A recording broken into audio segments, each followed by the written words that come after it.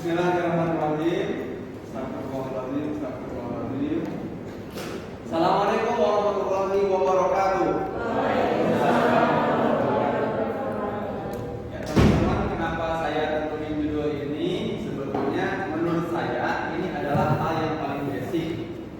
Jadi karena kemajuan teknologi, orang suka lupa hal yang basicnya, sehingga yang basic itu dilupakan terus ngandelin teknologi. Kalau teknologinya mati, teknologinya nggak ada listriknya, kita nggak punya laptop yang keren, laptop kita kacang dan jadul, gimana? Kan jadi nggak bisa diandelin. Nah, saya mau sampaikan sesuatu yang modalnya cuma satu, yaitu otak. Jadi teman-teman pada di kelas ini tidak perlu menghidupkan laptop sebetulnya, tidak perlu juga mengoperasikan sesuatu. Jadi bisa pakai cara yang paling simpel, yaitu anugerah dari Allah, yaitu kepala kita, otak, ya.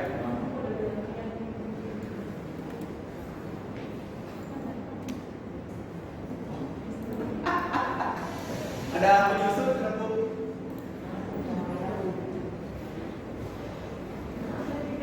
Kasihan udah tua.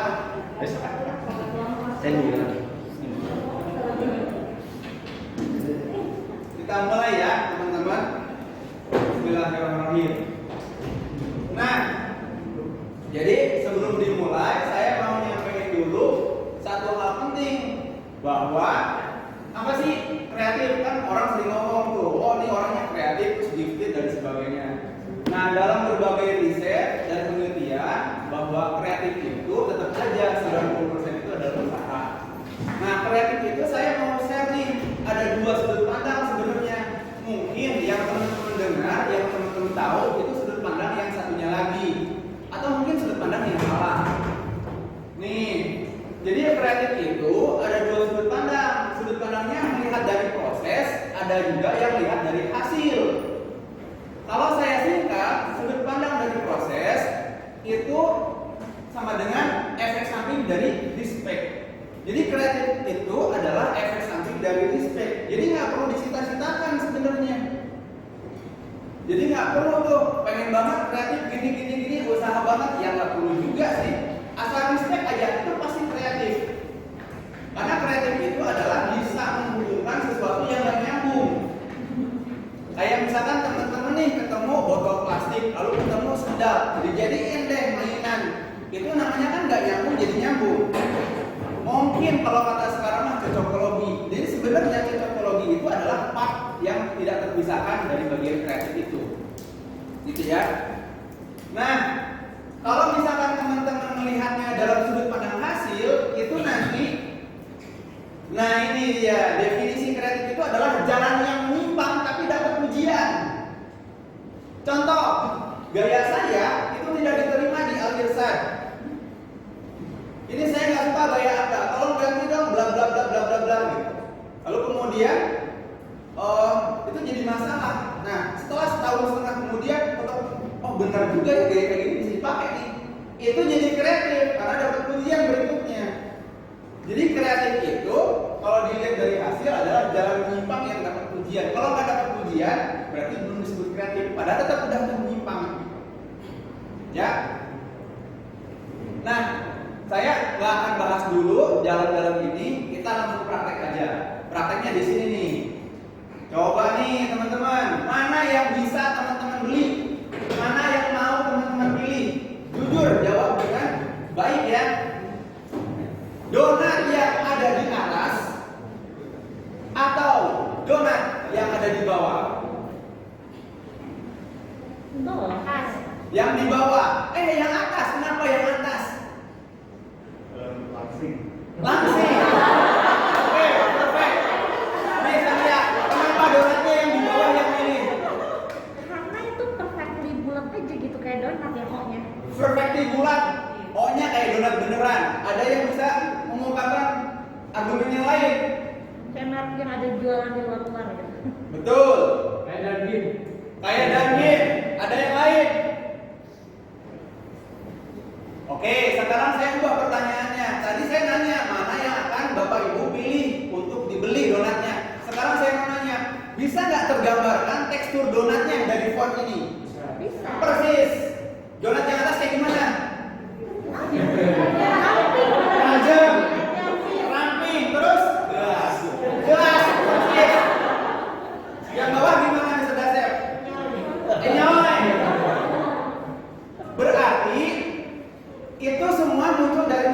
Mister kan, bukan dari saya. Bisa nggak berarti saya kontrol Mister supaya milih sesuatu? Bisa. Persis bisa. Makanya orang taat itu kemungkinan besarnya itu dia itu zalim sama orang lain. Kalau dia jujur, dia ngendaliinnya ke arah yang baik. Kalau dia jahat, dia bilang jahat. Jadi potensi ngarahin orang lain itu gede banget. Gitu. Makanya saya sering gelisah kalau saya ini kan diarahin banget, saya tahu banget ini diarahin bla bla bla. Banyak yang sublim di situ, banyak komunikasi persuasif di situ. Nah tadi Bapak Ibu sudah bisa menentukan donat ini karakternya gini, donat itu karakternya gitu. Pertanyaan saya yang berikut adalah, ini kan dari visual nyampe ke rasa, betul? Bisa nggak dari rasa nyampe ke visual? Agak susah. Agak susah ya, kita buktiin. Next ya. Mana yang akan Bapak Ibu sewa? Hotel yang di atas atau yang di bawah? Oke, hotel yang di atas. Kalau ada yang di bawah, ada yang di bawah. Kira-kira, bantu jawab ya. Kira-kira hotel yang di bawah hotel kayak gimana? Suasana Vegas lah. Wes, betul. Ada yang lain? Hotelnya enam. Hah? Hotelnya enam. Sama, remang-remang, persis. Pertanyaan saya, kenapa Mr. Zena tahu hotelnya itu remang-remang?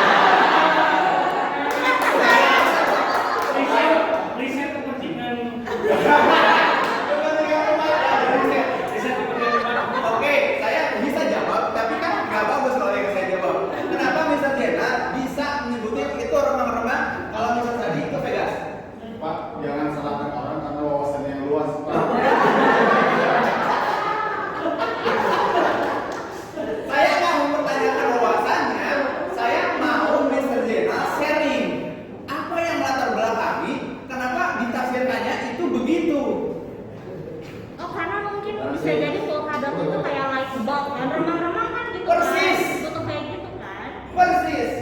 Jadi ada asosiasi yang nyampe di kepala kita, yang kita tuh udah diisi sama ikon, indeks, simbol banyak banget jutaan, yang nggak ngerti cara manggilnya itu gimana. Saya gunain ini langsung asosiasinya lampu-lampu Vegas. Pak Zena remang-remang. Karena lampu asosiasinya kan. Jadi sebenarnya itu yang main persepsi kita. Jadi nggak peduli bagus atau jelek visual yang Miss dan Mister bikin, yang penting tepat dan menggali otak manusia yang menjadi sasaran kita. Apakah itu orang tua, apakah itu anak? Bisa dipahami satu itu dulu. Good ya. Kita lanjut nih. Mana yang kira bapak-bapak itu jadi agak kesel gitu. Saya kasih contoh ekstrim, bukan karena saya nggak mau mengamalkan nilai-nilai Islami, tapi konon katanya kalau contoh yang negatif itu lebih mudah diingat di akal. Bapak atau ibu disebut anjing gila misalkan. Mana yang kira-kira membuat lebih marah?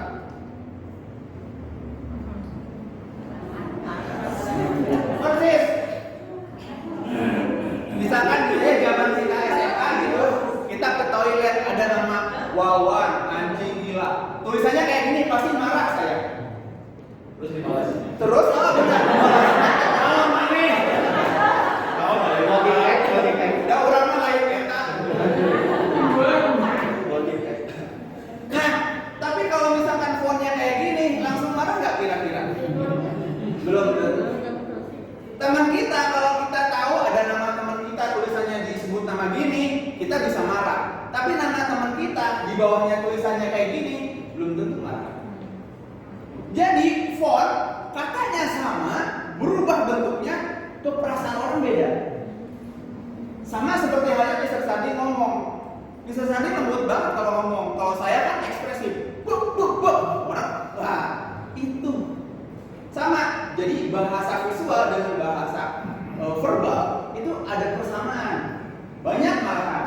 Cuman kita kurang informasi, kurang dikasih tahu cara baca dan penggunaannya. Sampai situ ya. Oke, ada pertanyaan sampai situ dulu. Berarti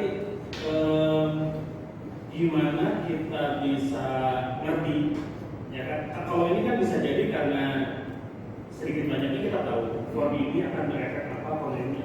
Nah, Ya. apa yang harus dilakukan untuk mendalami itu? Bagus. Bagus.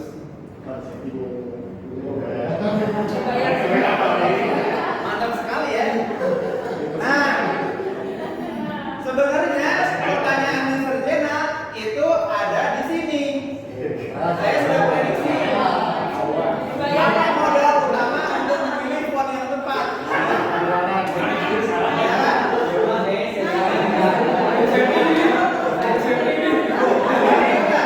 Itu sudah disetting. Makanya benar.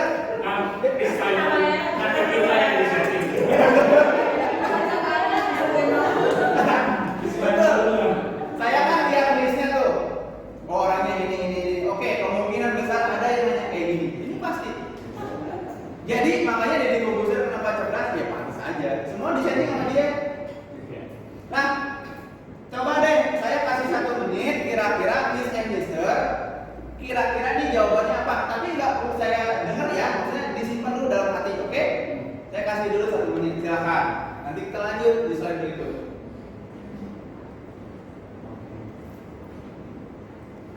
Oh, tetap on.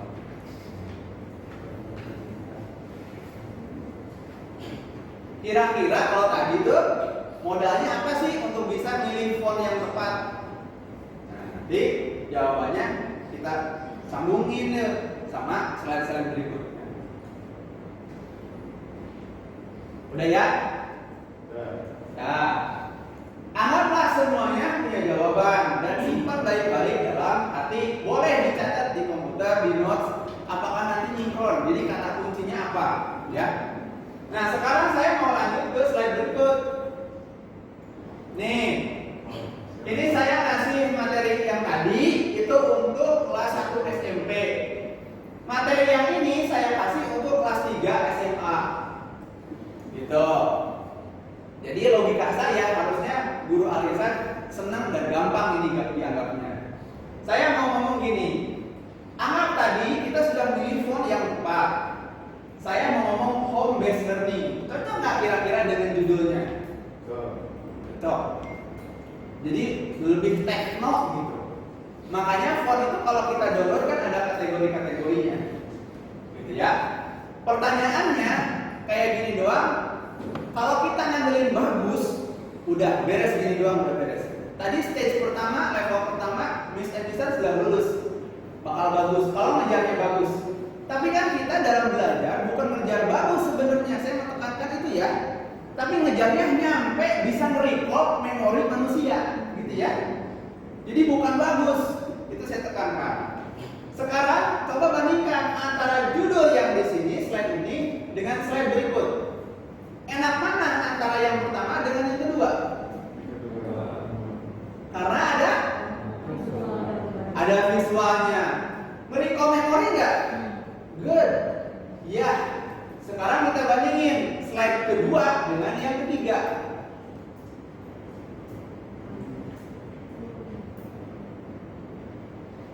Ada perbedaan di perasaan bisnis besar? Good. Ya. Kira-kira lebih enak mana menurut selera Mister dan Miss? Yang ini atau yang sebelumnya? Oh, ada yang sebelumnya, ada yang ini. Oke. Sekarang saya mau perlihatkan slide yang berikut. Nyambung yang mana antara yang satu, gambar 1, 2, dan yang gambar 3? Pak Jenal 3, ada yang berbeda pendapat?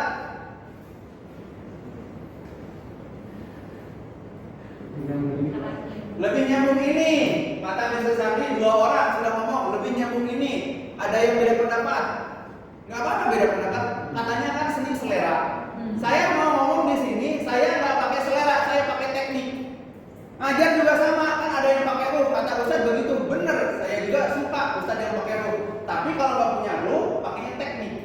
Saya ajarin di sini tekniknya, jadi nggak pakai feeling-feelingan. Kayak master chef dalam dapur, udah nggak pakai feeling-feelingan, pakainya teknik dan otak. Karena udah industri. Nah ini industri. Kenapa saya ngomong gitu? skill kayak gini harus dimiliki sama banyak orang. Jadinya bukan orang ab doang. Kalau nanti dianggapnya itu adalah abstrak, nantinya makin orang gak percaya diri. Ini teknik, bukan sense, tapi teknik. Saya kasih contoh, saya kasih penjelasan. Kalau Bapak Ibu pilih ini lebih nyaman, ada penjelasan logisnya. Jadi, kalau kita runut, ini tuh ada sudut pandang yang berbeda. Jadi, level pertama, level paling basic, kalau Miss and Mister mau bikin visual, Miss bisa pakai teknik yang paling gampang banget, yaitu ambil kontennya fokus di kata benda. Home, ya, relate kan? Terus kalau misalkan yang kedua, dia kata kerja. Pesannya apa yang mau kita sampaikan? Pertanyaan saya adalah, saya mau menyatakan begini, ini kan presentasi dibikin untuk parents, bukan untuk anak-anak. Jadi saya harus tahu apa kemauan parents. Apa dia akan bekerja, persepsinya kalau saya cuma ngomong kata benda atau kata kerja. Bayangin Miss and Mister sebagai orang tua dikasih presentasi gambarnya kayak gini, kira-kira membantu nggak? Kalau yang ini dan ini saya kasih ilustrasi sampai akhir ya, nanti kebayang insya Allah. Kalau yang ini kata sifat, ambil esensinya, bukan kata bendanya, bukan kata kerjanya, kata sifatnya. Oh bisa kayak gini, itu kan relatif kata sifatnya mauan. Iya, karena saya mengkorelasikan dengan harapan pasar. Sebagai orang tua, pasti dong gak pengen kalau gambarnya kayak gini, oh belajar ini mah ini bayar SPP 1,5 nih diunggul. Feelingnya beda bu. Gambarnya ini, waduh siapa gambarnya ke studio berarti belajar tebak kuburan. Ya, kerasa. Kalau gambarnya ini, wah bakal ditolong sama gurunya yang ngajar tetap walaupun lebih sedang itu.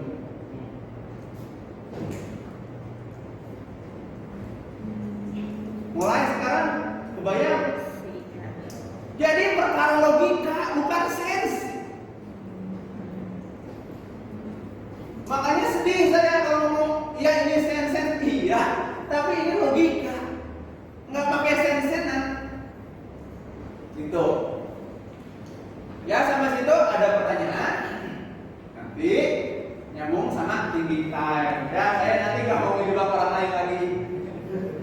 Pertanyaan kedua adalah, coba apa modal utama memilih infografis yang tepat? Coba Miss and Mister renungkan 1 menit, silakan dijawab dalam hati. Nah ini mah harus setelah ada jawaban kita diskusiin sebentar ya. Jadi diungkapkan.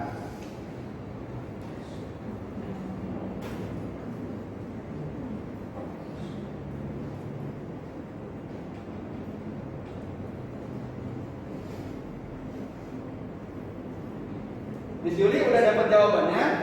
Oh, belum ada. Mr. Lucky. Oh iya, Pak Rudi gimana? Kata Pak Rudi. Soalnya Pak Rudi kan penumpang gelap. Jadi saya nggak berhak nanya.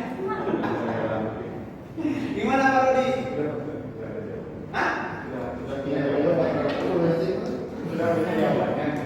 Oh udah. Jawabannya gimana? Iya, dijawab Pak Rudi. Biar yang lain tahu. Oh iya. Kalau saya pertama kita harus punya ini Pak, karena saya nggak bisa bikin grafis, jadi harus punya akses ke apa contoh-contoh grafis gitu. Banyak kayak bank gambar gitu ya, yang mungkin terpercaya dan kualitasnya bagus. Pak? Yang free juga ya. Yang kedua kita harus tahu pasarnya Pak, itu buat siapa gitu. Menampilkan buat siapa. Ini kan di sini ada yang dari misi sampai ke misi, mungkin beda nanti ininya itu rasanya gitu. Yang ketiga tadi sama seperti memilih harus ada perasaan, ada feeling juga di situ main Pak. Dan itu hanya akan bisa ada dengan adanya jam terbang kalau kita sering membandingkan kemudian kita tahu. Gitu Pak. Biasanya kalau yang jam terbang ini kan sudah tua Pak.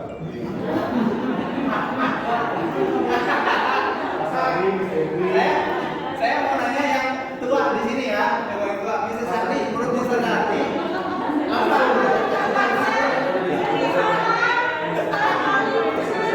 Biar ini balik. Gimana Mrs. Sardi? Ada beda pendapat nggak? Atau lebih difokuskan? Kalau saya lebih tidak terpisah dari pengalaman dan kemampuan kita dalam hal grafis, Pak. Artinya sejauh mana sih pemahaman kita dan apa yang pernah kita serap selama hidup gitu ya.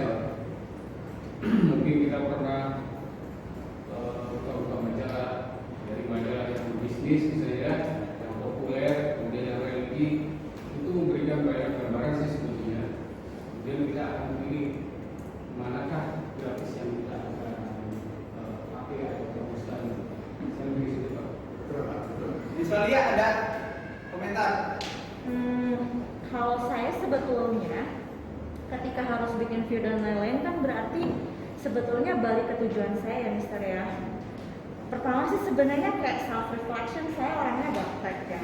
Selama ini maksudnya untuk hal yang edit pakai aplikasi apapun saya masih belum tahu untuk awalnya ya. Jadi saya mikirnya kayak gini, untuk pelajaran saya berarti ketika harus memilih sesuatu atau membuat video, berarti yang bisa saya pilih itu cuma satu dulu. Apa materi yang pengen saya sampaikan sama siswa sampai akhirnya siswa paham dari video itu. Karena kalau saya bikinnya sesuai dengan maksudnya grafisnya bagus dan lain-lain itu saya belum mampu. Berarti saya milih hal itu dulu. Berarti yang pertama adalah ya saya tentukan dulu set goal saya itu apa untuk ngajar kan. Nah yang kedua berarti saya pilih aplikasi apa yang bisa saya gunakan yang easy to be used buat pemula. Nah gitu kan. Nah yang ketiga, seiringnya waktu berarti kan kita bisa ikutan kayak gini ya Mister ya, training dan lain-lain. Berarti setidaknya kita harus research dulu nih. Nah hasilnya dari yang kemarin misalnya dari video yang saya buat, apakah siswa nonton? Misalnya apakah video yang saya buat terlalu panjang bikin siswa boring akhirnya kelihatan skip. Nah dari hasil itu kan berarti saya belajar nih. Berarti dari research yang udah didapatkan selama ini pembelajaran, oh berarti saya harus melakukan perbaikan apa gitu. Untuk orang yang awam seperti saya, modalnya ya saya research, sama saya tahu tujuan saya apa, baru saya belajar dan melakukannya gitu. Gimana bisa paham? Kalau saya melihat dari modal utama itu dia perspektif. Jadi bagaimana? Karena gini, kalau saya melihatnya, kalau kita membuat sesuatu, bukan apa yang saya butuhkan sebagai pembuat, tapi apa yang orang lain butuhkan sebagai konsumen. Target mungkin tidak akan langsung tercapai seperti apa yang konsumen inginkan, tapi ketika kita mau melakukan apa kita mau ngapain, setidaknya kita mengarah ke arah yang ada target itu. Maksudnya sih modal utamanya perspektif, kemudian menentukan perspektif dulu. Jadi kebutuhan konsumennya apa, pergerakan apa, waktu gini kalau itu. Jika misalkan kita punya di kelas ya, ada pelajaran bahasa Sunda misalnya. Bahasa Sunda saya yang pelajaran bahasa Sunda seharusnya berbahasa Sunda seharusnya. Tapi karena konsumennya karena kemampuannya seperti apa, demandnya seperti apa, nah kita cek dulu di situ baru nanti dari mulai sisi konten sampai akhirnya bentuk visualnya disesuaikan dari kebutuhan mereka itu.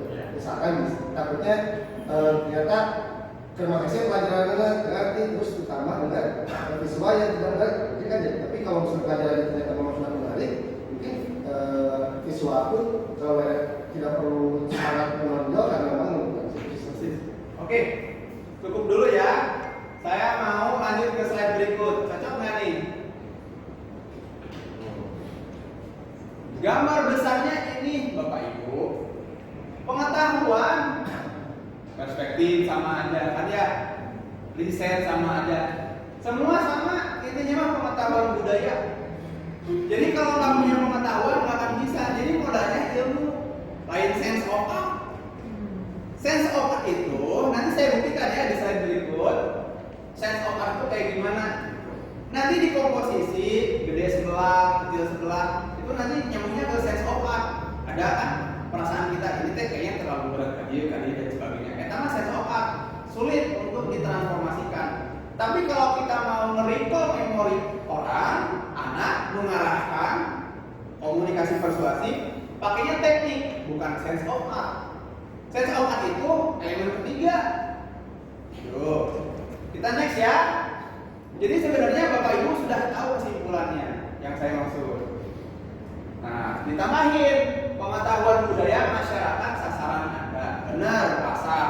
Nah, berarti kita harus tahu kalau misalkan kita sebagai guru, kita mau lihat parents kita harus ngerti parents kita itu yang jenis gimana yang kita kuasai. Anu masih bisa mix-match sama yang tradisional, anu hobi jalan-jalan profan banget sama hal-hal modern, atau sebenarnya anu hijaber banget. Itu Miss dan Mister harus paham di situ. Bagaimana pola pikirnya, bagaimana needs-nya, gitu. Dari sini harusnya ada pertanyaan besar. Bentar ya, saya cek dulu.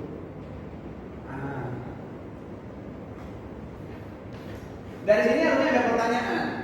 Ada pertanyaan nggak? harusnya ada. Bisa? Kalau dari saya karena memang kan segmentasinya kan luas ya. Segmentasi kan luas ya. Maka mungkin selaku desainer itu mungkin harus bisa memahami betul kalau misalkan ada semacam kebersamaan ya. Jadi semuanya itu ada di sana. Persis. Lalu bagaimana kita memilih? Pertama dari font, kedua dari warna utamanya, kemudian dari posisi, kemudian kira-kira yang akan ditampilkan itu seperti bagaimana? Saya mau highlight bagian yang tadi, yaitu persamaan. Ini ada persamaannya.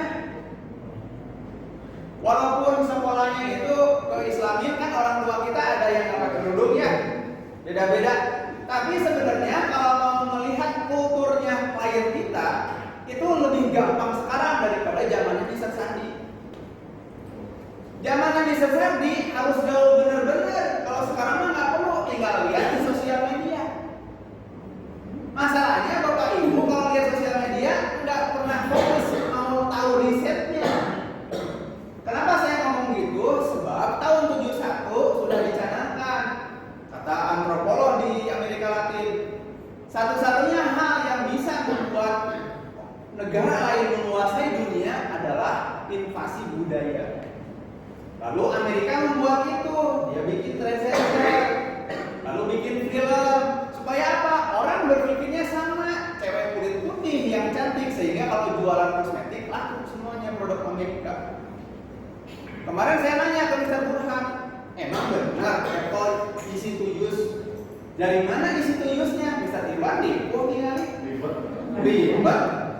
Itu mas klaim aja, di brainwash kita semua supaya ngikut di situ. Jadi kalau misalkan budayanya sama, pola pikir pasti sama, niatnya sama, kalau niatnya sama, produknya sama.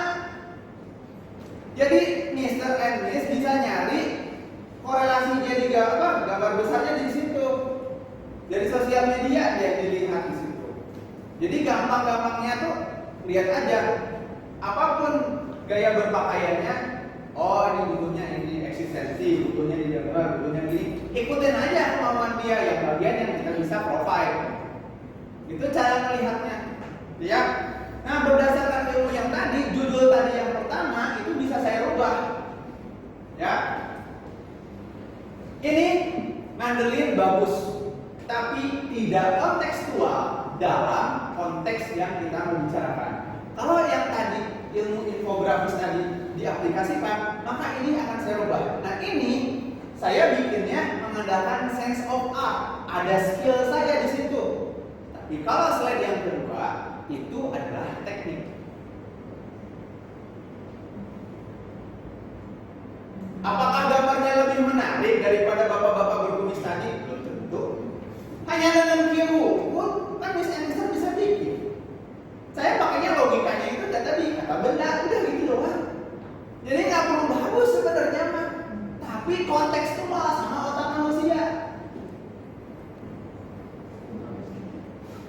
Ini kayak sama tadi ya. Maaf atau ya Allah. Ini udah berapa bulan nggak di depan anak-anak, jadi ya rasanya kayak free gitu. Ada yang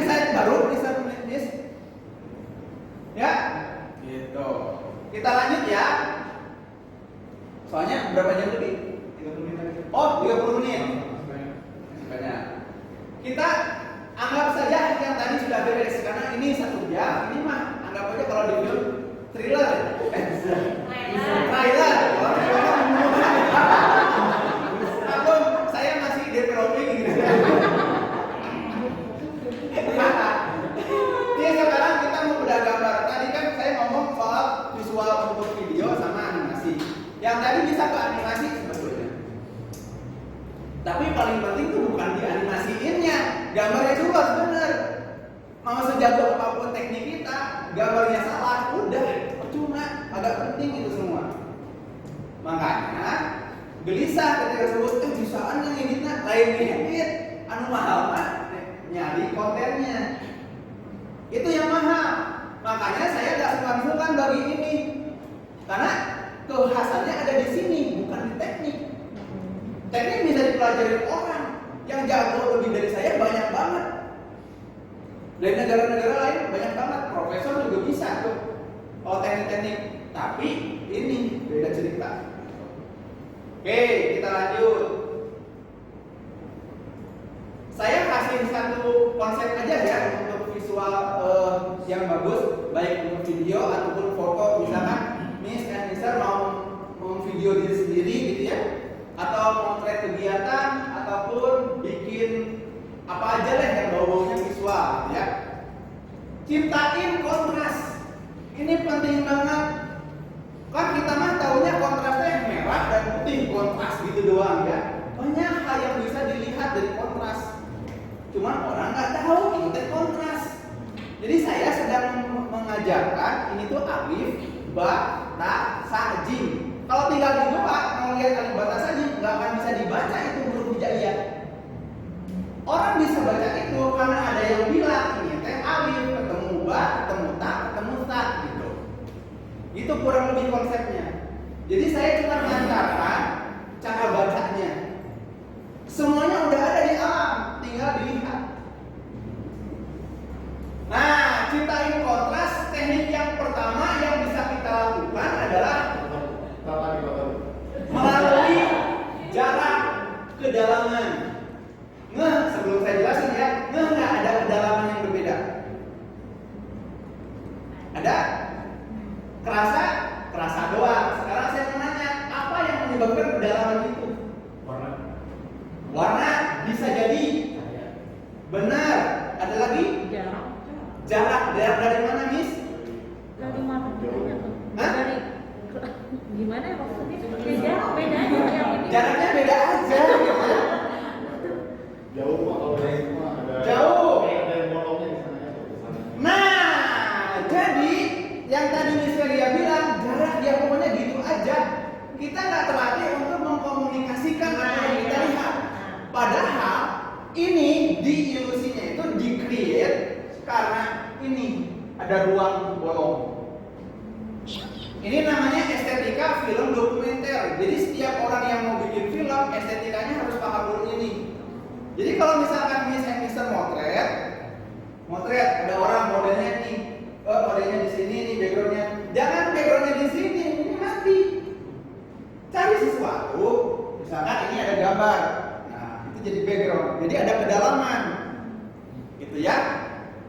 Makanya walaupun ini ada kedalaman, tapi ini lebih enak dipandang, lebih nyaman. Ternyata ada risetnya, manusia suka yang luas-luas, tenang gitu. Nah, saya manfaatkan perasaan itu, dan itu taunya di wawasan, gitu ya. Next, coba kalau dianalisis, ini kedalamannya karena apa? Fokus, betul. Ada kontrasnya nggak menurut Pak Jenderal? Ada. Dari mana kontrasnya?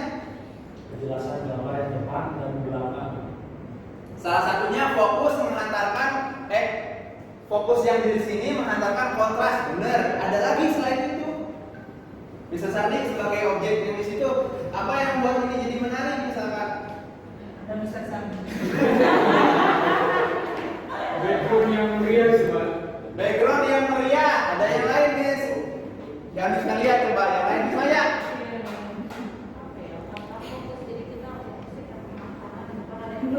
Oke, karena ada yang blur. Bisa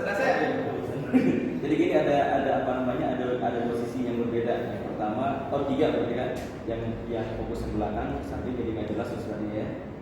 Ya, yang pertama nggak jelas, yang kedua jelas, yang ketiga tidak jelas. Nah, itu namanya sudah masuk ke jebakan saya. Ini yang disebut foreground. Ini yang disebut background. Ini objek utama. Kalau gambar punya 3 elemen itu dijamin enak dilihat. Teknik kan? Apa yang Foreground itu latar depan. Nah, Mr. Sardi blur itu latar depannya. Oh ya, front. Coba bukan latar depan tak.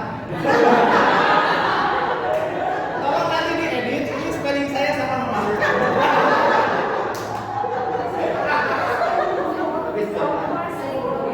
Maklum ini trainer dari kampung dibawa ke internasional ya.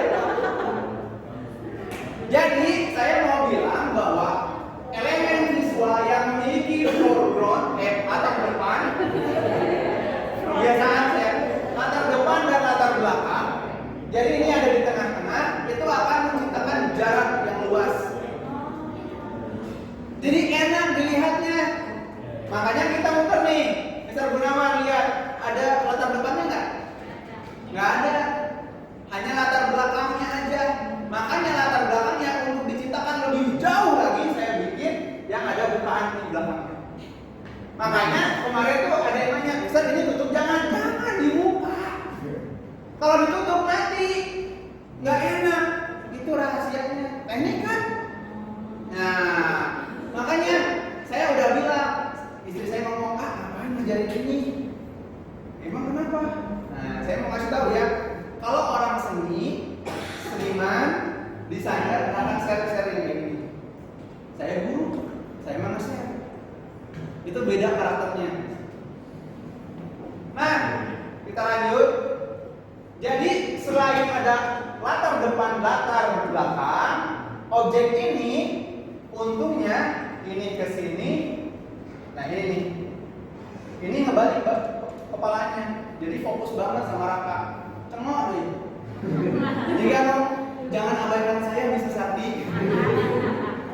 Kontrasnya di situ. Jadi secara objek ada kontras yang lain. Next ya. Tuh. Ini latar depan, ini latar belakang, ini objek utamanya. Lihat kan? Baru ngeh kan sekarang mah. Ya, jadi nanti kalau ketemu huruf gini itu gym. Jangan dilewat. Nah sekarang kalau begini, ini tekniknya gitu. Jangan dianggap oh iya halus kumpul, padahal aja jeroan tekniknya. Nah ini saya mau lihat ini nggak ada putihnya aslinya. Tapi saya bikin ada kesan putih sebab latar depannya kurang begitu mencolok. Ini warna mejanya terlalu keras, jadi saya putihkan. Suka lihat film-film Korea? Blur, romantis, ya ada bokeh-bokehnya gitu kan, blur-blur gini. Dia nyiptain latar depannya kan? Itu yang nyebabin film Korea menarik. Itu berlimpah banget. Teknik gambarnya itu. serang banget.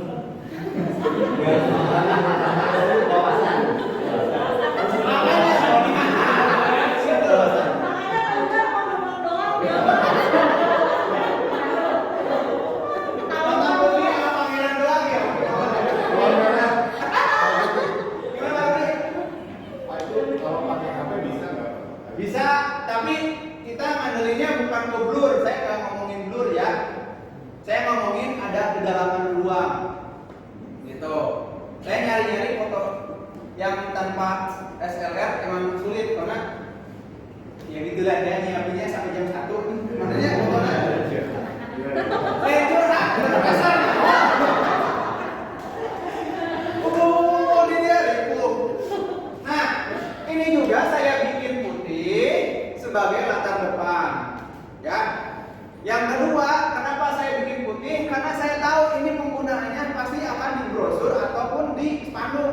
Rata-rata latanya putih. Kalau ini terlalu keras nantinya mata itu kaget. Oh iya. Sama seperti saya caranya display di ruangan, di gedung biru. di ujung, setengah jam begini. Oh, Pak. Bingung. Diam aja. Terus nanti pindah dulu, saya diam lagi duduk. Kalau saya sebagai orang tua turun dari mobil, saya langsung ngeliat karya, saya kaget. Saya butuh yang nyaman, relax dulu. Kan saya baru panas-panasan nyupir, nganterin anak, nah juga gitu. Kan pengennya relax dulu, jangan yang langsung ditembak tuh karya-karyamu warna-warni. Jadi biar ayo kosong tuh lorong yang depan tuh, yang dekat satpam. Pas ngelewat, ada sesuatu. Pas di tengah, wow, nah gitu. Sama kayak belajar musik kan, bikin lagu gitu, ada intro dulu, kan? Nggak langsung rap, kasih lagi. Sebenarnya mah sama, cuman beda bentuk aja. Next ya. Nah, kontras juga bisa diciptakan melalui proporsi, warna, ekspresi, dan lain-lain. Ini ada kontras. Dari mana kontrasnya Bapak Ibu?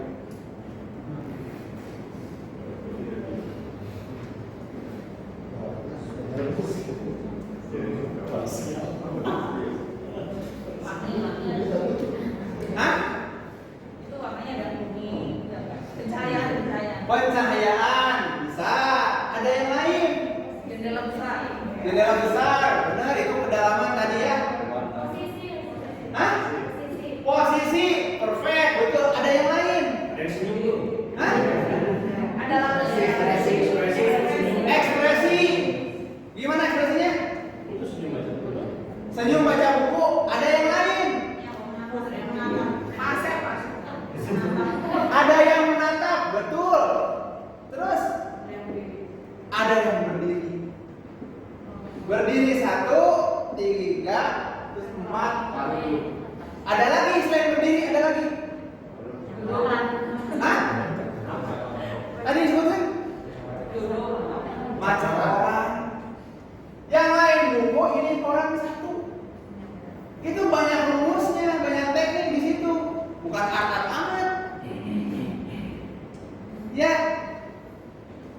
bisa ya. Jadi harusnya bisa. Tinggal dirumuskan kumpul. Tongkatnya. Kalau semuanya sama monoton. Baik. Nah, karena ini berdiri, ya. Nah, sekarang. Waduh. Yang ini kontrasnya di mana?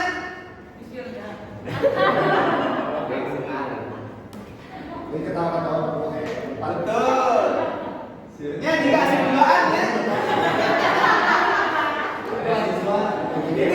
Ini kalau disebarkan jadi bisa beda isunya nih. Tapi ketika diambil gambarnya, kompos ini sebenarnya nggak terlalu ini. Tapi di sini ada kontras. Tinggal ini kan banget, biasa wae, dicicing, gituan. Nah ini, Warna ini. kenapa yang di ujung saya ambil? Saya bilang warna kulit. Apa kontrasnya? Umur. Umur. Nah, jawabannya apa? Anak muda dengan berjuang. Oke. Anak muda dengan berjuang. Oke. Ya, saya mau nanya ini sebenarnya. Ada nggak pola gambar yang bisa Bapak Ibu lihat? Pola ya. Tadi kan kita ngomongin kontras, bisa diciptakan sama jarak, ukuran, proporsi dan sebagainya. Sekarang ada nggak dari gambar-gambar yang tadi Bapak Ibu bisa lihat nggak polanya? Saya mau ngajak yang stage yang ini Bapak Ibu nyari polanya sendiri. Saya kasih kata clue-nya ya. Pola itu adalah sesuatu yang berulang-ulang kan? Orang matematik? Oh, 5 menit lagi? Oke, mantap. Coba ada polanya?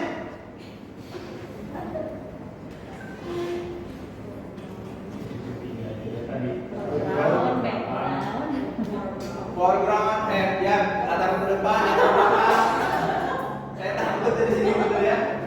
Bahaya bahasa Inggris.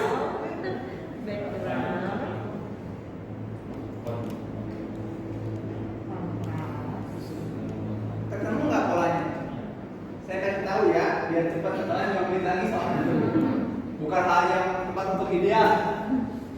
Nih, Bapak Ibu, polanya kalau kita lihat segitiga. Kalau di lukisan namanya triangle diamond. Ini saya dapatnya setelah saya mijit satu seniman selama sebulan dari kisah namanya 12. Dikasih jurusnya cuma ini, triangle diamond. Bapak Ibu nggak mijit saya kan? Itu bedanya seniman, desainer sama guru, itu bedanya. Saya kasih lihat, mundur lagi ya. Apa yang segitiga? Untungnya ini kembali ke sono. Apa yang segitiga? Gitu. Ini juga segitiga. Ini. Makanya waktu motret ini ngadepnya ke sono, jangan ke sini. Karena ini luasnya ke situ.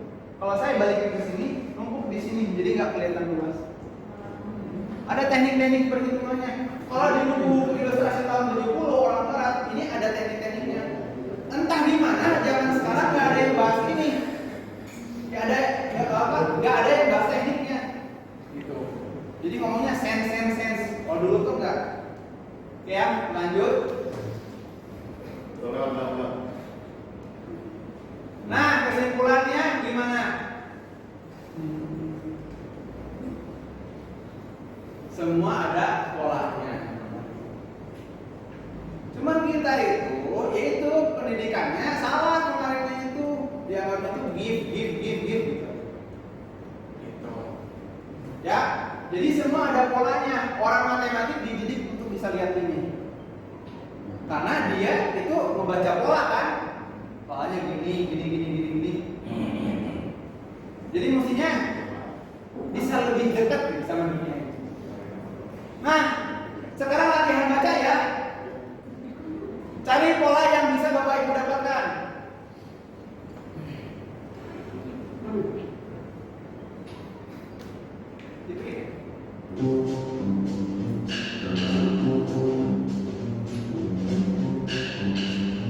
Bayangkan kalau ada dompet yang bisa mengubah hidup kita jadi simpel.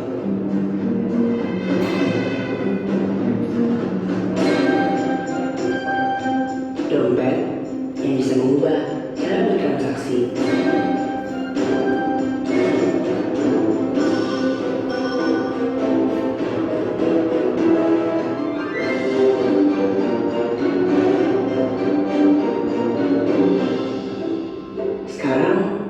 Bayangkan kalau dompet itu nyata untuk kita gunakan.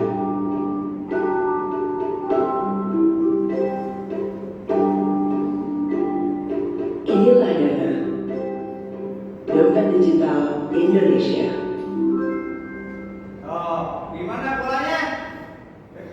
Bapak Mi? Semua gerakan ke arah kanan. Ya. Tuh, ada yang lain? Sama? Betul. Ini polanya bisa dilihat. Betul. Semua gerakan ke arah kanan. Tapi pertanyaan saya berikutnya adalah, nah huruf itu. Karena nggak Persis. Karena nggak gesek. Dari kiri ke kanan. Asosiasinya gitu. Nah, karya anu bener-bener nyekil, anu bener-bener emang sudah mumpuni, biasanya ada karakter pola di situ. Dia pakai ilmu. Jadi nggak ngandelin editor. So, lipu aja teh. Saya dikasih tahu waktu itu 2004, usum distrokannya di Bandung. Nah, terus dosen saya yang kan dosen UPI juga ada yang dari ITB. Cek dosen nanti ITB. Dia udah karya distronya di karya sampah. Kenapa disebut sampah? Karena karya distro itu main keren-kerenan. Desain itu mesti membuat harapan. Jadi orang yang melihatnya itu, itu bubur, itu mah kayaknya bisa tuh. Nah, mesti gitu desainnya. Jadi simple harusnya mah, bukan mau pamer skill. Sampai orang ngomong, jadi kayak gitu, Wawan, hebat banget editingnya bisa, kayak gitu nih. Bedah deh gambarnya, nggak editing di situ, minim editing, ya. Next.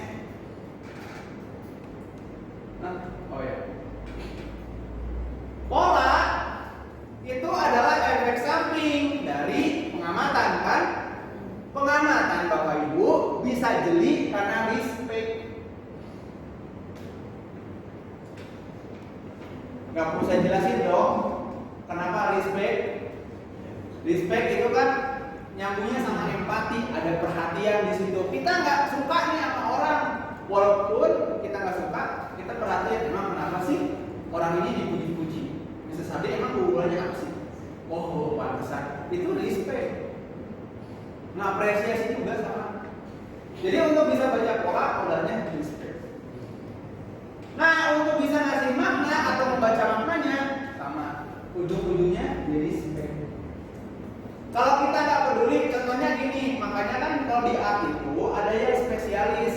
Saya nggak bisa ngerekam acara futsal di ISAP karena saya nggak ngerti esensi keindahan bermain futsal. Adegan jatuhnya, rebut-rebutannya, saya nggak bisa memprediksi itu karena saya nggak perhatian. Makanya hasil karya saya kalau mau nge-shoot adegan futsal nggak akan optimal, gitu. Karena saya nggak menaruh perhatian saya kepada futsal. Jadi orang futsal sendirilah yang bisa merekam itu dengan lebih baik. Makanya fotografer sport kalau olahraganya itu balap aja dia nggak bisa tuh bola. Karena butuh ini pengamatan yang dalam banget di situ. Ketika kita ngomongin untuk anak, kita ngerti anaknya gimana. Kita bikin untuk sekolahnya gimana, value-nya gimana.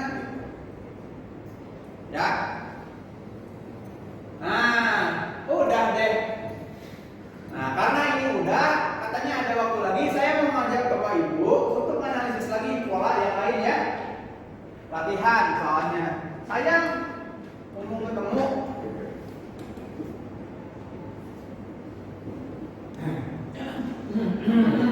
Oh iya, maaf sih. Enggak, itu mah refleks lain karena emang bener. Kok bagus ya?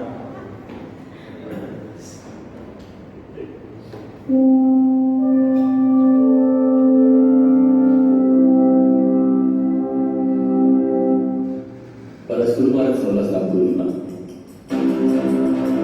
di Gunung McDowell di Singapura diledakkan oleh bom. Ledakan ini menewaskan 3 dan melukai kurang lebih 30 orang. Trauma serta kebingungan tersebar di seluruh Singapura. Dalam dibalik ledakan ini adalah 2 marinir Indonesia. Namun, aksi ini bukan semata-mata menargetkan Singapura, melainkan seluruh Malaysia. Nah, sampai situ dulu deh. Ada polanya nggak? Ada Apa, Miss? dari tulisannya, warna tulisannya. Persis. Tulisannya, warnanya, sampai ke kotak-kotakannya dipakai yang jadul. Karena ngomongin sejarah. Tuh. Jadi kadang kita nggak ngerti ini teh bagus karena emang bagus, karena emang kita digiring untuk menganggap itu teh bagus. Banyaknya karena emang kita sudah banyak nyimpen memori kan di otak. Jadi kalau sama orang, oh iya, sama kayak jokes. Gitu. Kita nggak bisa ngomongin jokes tertentu kan, karena anak itu belum ngerti pengetahuan tertentu. Ini juga sama. Tadi kalau ini fontnya kan blur-blur. Saya akhir-akhir ini sering lihat film-film jadul tahun 83. Itu kan blur gini ya, goyang-goyang. Mukanya udah gitu, mantep pisan. Feelingnya bener-bener kayak sejarah yang dekat dan saya nganggap itu dia tahu banget. Padahal belum tentu benar beritanya. Saya mau kasih tahu lagi yang lain. Ada 2 lagi.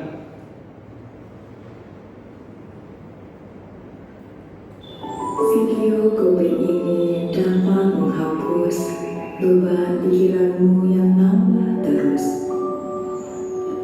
Iya, kamu yang sering duduk lama di online meeting, sampai nggak penting, dan gendong anak yang demanding.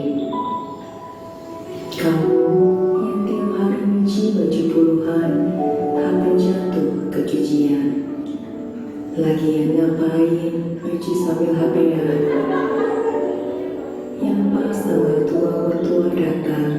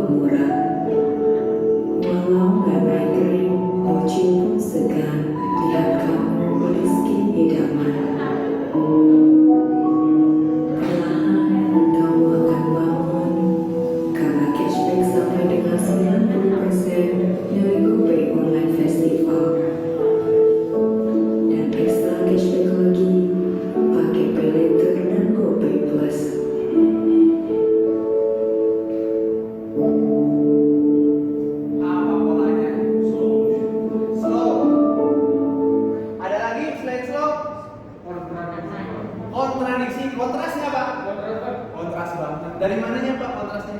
Alam dan digital gitu. Alam dan digital. Ada yang kontras lagi Pak? Kalau kita bedah itu, ini banyak teknik di sini. Tapi kan kalau Bapak Ibu ngelihat kayak begini doang bagus. Iya, tapi tekniknya paling banyak ini. Coba ada yang mau mengungkapkan? Ada yang bisa lihat? Yang saya lihat ada selalu ada cahaya matahari gitu ya, dari atas ke bawah gitu, jadi mencerahkan, jadi itu sebuah Betul. Ada sublim di situ. Pesan sublim. Mencerahkan. Nanti Miss Rifa, Apa di alam tapi ada benda-benda yang nggak persis kontrasnya. Pokok di alam, pergerakan santai, tiba-tiba ada sesuatu benda. Kontras kan? Ada lagi kontras yang lain. Bahasa. Kita kan nggak biasa dengar bahasa begitu. Biasanya kan di part-part yang memang lagi ngobrol rame-rame. Tapi mah tertenang-tenang kayak meditasi, kata-katanya aneh kan? Di sini banget nih, nempel. Ih, keren ini. Iklan parah banget. Ini bagus banget iklannya. Terus ada pola yang lain, tenang. Semua yang tenang, slow gitu. Tapi dirusak ketenangan itu sama teks yang menggelitik. Jadi ada kontras di situ. Gitu ya. Terakhir.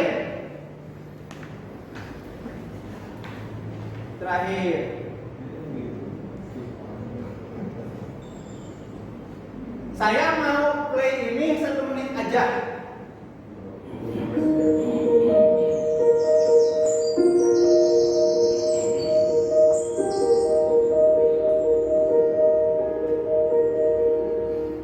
Apa yang Anda bayangkan dan pikirkan jika melihat rumah sekolah berdiri tanpa pagar pembatas?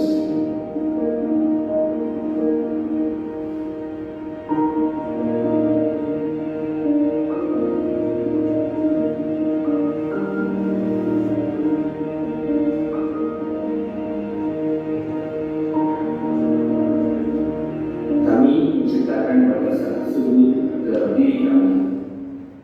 Ada pola yang bisa dilihat nggak? Nggak ada. Apa Pak? Kontras warna. Jadi yang foreground, background, Foreground, background selalu ada ya Kak? kedalaman itu. Kedalaman, betul. Pola itu saya ulang-ulang terus. Ada lagi? Angle, ya. Betul. Ada lagi?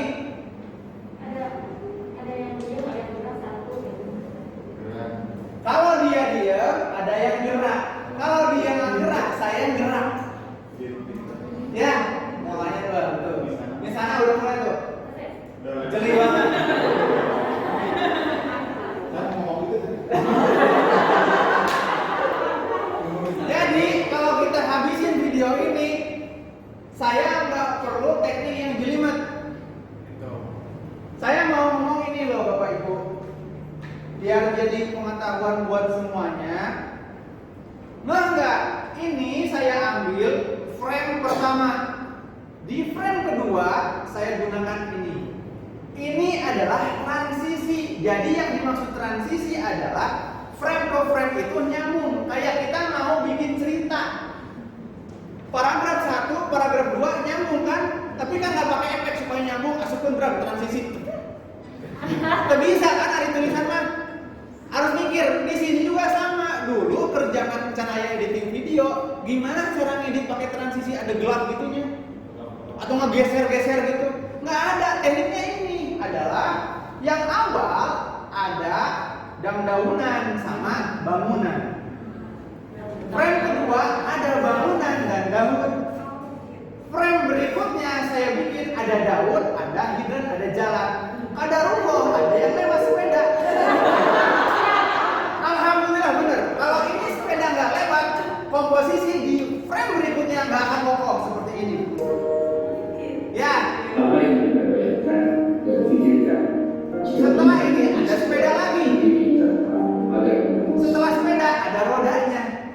Setelah rodanya ada motor, roda juga. Setelah roda, karena roda itu ada di gedung, habis itu saya ambil yang lain gedung. Sebenarnya mata kita itu gitu prosesnya. Benar. jadi itu asal halus yo. Takut. Mana bakal halus sajago naon Mr. dan Mr. ngedit sama hal-hal yang si laptop dengan ya, mudah-mudahan memberikan pengalaman baru. Jadi semua ada polanya. Nah yang mahal di sini adalah ngambil gambar yang susah, nyari polanya. Kalau pada anak kecil sekali fokus ya kayak bikin video nih ya, misalnya kita harus dari storytelling, misalnya kan ada alurnya, gimana cari video recording yang orang tua bisa lihat, walaupun anak bimbing kan. Misalnya biasanya kita pakai penggalan dari storytelling masuk ke part apa maksudnya dari bunyinya cerita dengan pakai masuk ke cara menulis, tapi kita ada tutorial. Ya. Jadi biasanya kan kita pakai video tengahan tulisan aja, jadi itu harus masukin alur yang tahu. Betul. Kalau pada anak kecil, Kalau anak kecil mah di encourage-nya supaya mau nyimpen aja dulu. Kayak yang tadi infografis, udah ada dapat judul yang bagus, kasih aja dulu kata benda, gambar rumah. Jangan dulu tiba-tiba di encourage, kamu harus bikin ini ada orang guru keluar dari monitor. Itu terlalu tinggi levelnya. Betul, Miss. Karena masalah kita itu adalah kita nggak dilatih untuk berkomunikasi secara visual. Dikira aja abstrak bisa. Saya berulang-ulang kali nih ngomong kayak gini karena orang anggapnya abstrak ini real. Cuman orang nggak tahu cara bacanya dan nggak dikasih tahu. Itu kurang lebih. Nah, ada pertanyaan atau gimana? Maaf untuk untuk pola pemilihan warna. Otomatis kan harus menyesuaikan dengan tadi ya, kalau misalnya kita bersama customer kan, kira-kira mereka masih di mana. Ada nggak misalkan ada semacam cara menentukan pola, misalkan pola bahagia itu bagaimana, pola anak-anak itu bagaimana. Ini kan ada tiga nih, ada tiga divisi kan ya, empat gitu ya, isi, primary, secondary sama JC. Kira-kira pola yang tepat untuk menentukan pewarnaan sesuai dengan divisi masing-masing seperti itu kan. Oke, ini pertanyaan yang berat banget dan makasih Mas Dasep udah nanya ini. Saya mau ngasih pesan terakhir ini kayak gini. Dalam satu organisasi dan ada brand, itu ada yang namanya value rasional, ada value emosional. Kalau value rasional, contohnya Alpha Centauri. Value rasionalnya adalah anak lulus ITB, Unpad, berjimun banyak banget. Sehingga jika value emosional dari sekolah itu tidak dirasakan orang tua, nggak jadi masalah, karena konkret dan jelas. Paham ya? Sekolah Al-Irsyad, value rasionalnya sekolah internasional. Pertanyaannya, internasional gimana ngegambarinnya? Ngomong bahasa Inggris, udah common. Dari mana? Oh, mindset. Nah, orang tua nggak bisa lihat mindset. Jadi yang diukurnya pasti ya ke value emosional. Value emosionalnya yang mana? Yang Islami. Kata-katanya terjaga, nurut sama orang tua dan sebagainya. Dulu Bapak Ibu bisa memperlihatkan sekolah Al-Irsyad dengan value emosionalnya melalui datang tepat waktu, baju yang rapi, berkata yang sopan dan halus. Sekarang kan anak gak lihat ya. Jadi value emosional ini nggak ada yang menyampaikan ke siswa. Caranya kumaha? Nggak ada cara lain kecuali visual dari pembelajaran Bapak Ibu ataupun dari karya yang Bapak Ibu buat. Jadi Bapak Ibu bebannya bertambah setelah COVID ini, harus bisa menyampaikan value-value emosional itu ke dalam karya visual. Gitu. Nah, sekarang pertanyaannya ke yang cerdas, bagaimana menentukannya? Kan itu isi beda, primary beda gitu ya, sampai ke SMA. Saya dari video ini tidak berusaha untuk menyesuaikan ini harus rame, ini SMP sukanya yang lain, yang hangihi, enggak gitu. Saya sasarannya memanfaatkan konteks yang lain. kita sudah 7 bulan nggak ketemu, anak pasti rindu.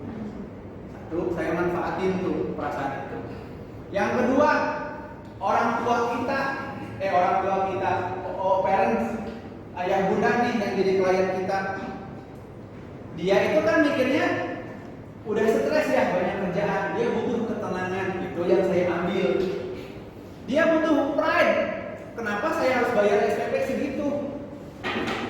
Jadi yang saya jual adalah, kalau kata tanda kutipnya mah, mimpi bahwa dia memperoleh kebanggaan dari sekolah yang semacam itu, kemudian ketenangan, image seperti orang luar negeri, sekolah yang tenang adem ayem, dan gue pengen kesini lagi. Jadi emosinya yang saya ambil. Pandai-pandai nyari emosi, dari emosi itu kan banyak bisa dasar, nggak semua kita bisa provide. Ini kalau ngomongin gaya sesuai SMP, nggak SMP. Tapi kalau ngomongin warna, saya semua pakai biru. Makanya harus pakai jas biru. Gitu. Itu sih kurang lebih, waktunya dibatasin. Atur nuhun, apunten pilih kelopatan, salam